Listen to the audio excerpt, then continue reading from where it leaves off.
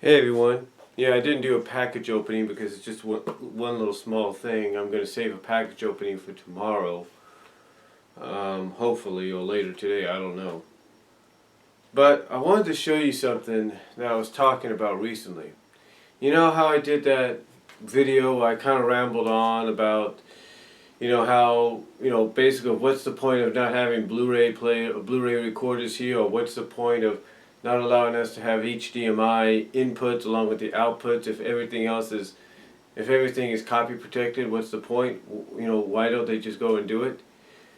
Well, what I mentioned in there, I believe, was the fact, I think I mentioned in there, I'm not really sure, was the fact that when I saw I couldn't record, I also noticed another thing. You see, when you upgrade to an HD television, the kind of television you upgrade all depends on what's on the back of it. On the back of it, sometimes you'll just have audio and video. You have audio and video, so you'll still be able to have the same presence as you had with your previous TV. Sometimes you'll just have audio.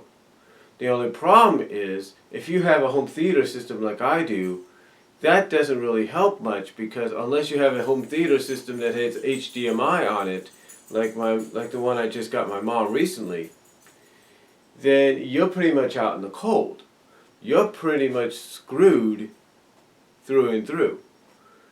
What I'm saying is, you either have to spend the money you either have to spend a little over $100 maybe to get a home theater system with HDMI output, or you have to spend, as I noticed on Amazon, almost $1,000 for an ACV receiver on an AV receiver, as well as on another sound system. You would have to spend thousands of dollars doing that. Sometimes, depending, well, let's say about $500 to $1,000 in between that factor. But luckily, as I mentioned in that video, as time went on and DVD recorders went from being coax cabled only to being audio video and composite cable only, with the only thing about the coax cable being that it has to be connected to the cable box and the wall and the TV. As I mentioned there, technology has been evolving to the point that, as I showed there, I believe, in that video, you have companies coming out and developing ways around certain situations. Like with me, for a while, I didn't have the HD television that I have now. I only had my regular gray television with the flat screen. It was still boxed. It wasn't a tube. It was still the box set, the box TV with the flat screen. So the only way I could watch Blu-rays off my Blu-ray player was to get something from Electric City to be able to do that. And the reason I was able to do, and what Electric City did, and they have another version of this, is they created, and there are several other companies that create the same thing. I think ViewHD has similar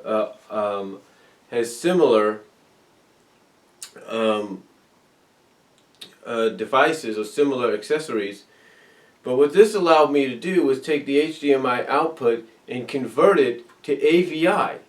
So that way I could still play my games, I could play my PS4, I could play my Blu-rays, but all on regular television. Because the HDMI output was being converted over into AVI.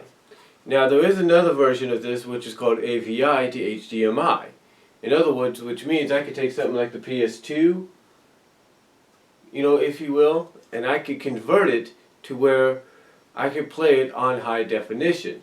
True, the graphics may look like crap, but who knows? And then of course you got things like this, which allow you to also switch out and in. This is a audio video video selector allows you to select from either from different sources, as long as it's plugged into a source, a main source, to get the material. Now what I have in my hand here is ranked on Amazon as the #1 and #2 best-selling accessories for high definition. What this is called the ViewHD audio extractor, the HDMI audio, the ViewHD HDMI audio extractor. What this is supposed to do, from what I understand, is allow you to extract the volume, the sound, out into stereo.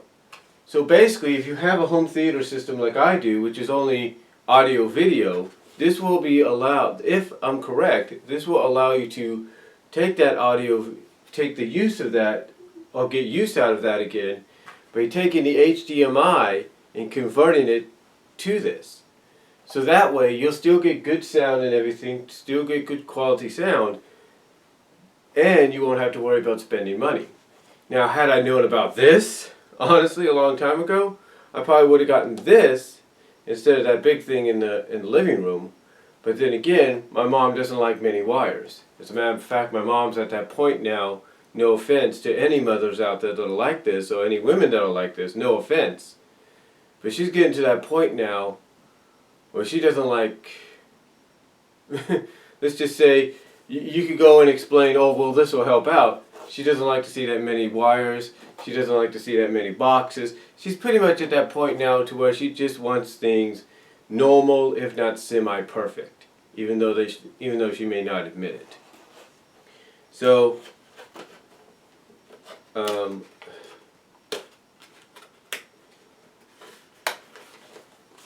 here's the box. So let's open it up and see what it looks like.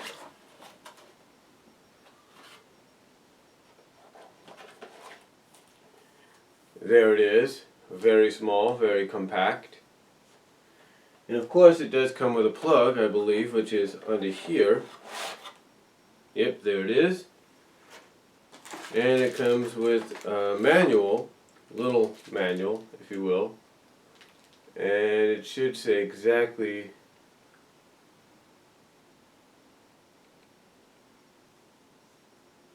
what it is, but there it is. Box is empty. You know, and some people always ask the question, and this is one of the questions my mom always asks, why save the boxes? What's the point? Well, the point is, if you have things like this, you want to make sure you identify them with the box they came in. So, yeah, it's a little small thing. How about that? How much to save a...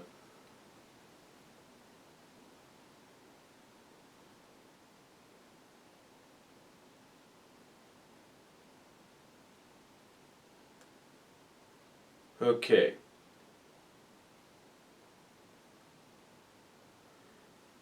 It says, I'll have to read into this later.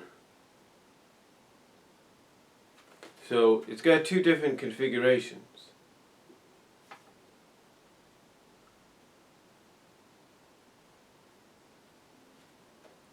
So we'll see into that, but this is basically what you get.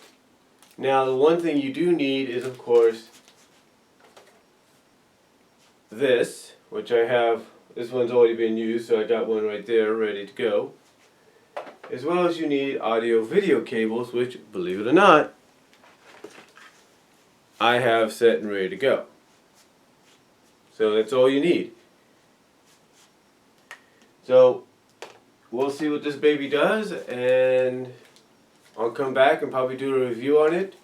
But I thought I'd do a little bit of a package opening or unboxing of the ViewHD HDMI audio extractor. Let me know what you guys think down below, and I'll talk to you in a little bit, if not later.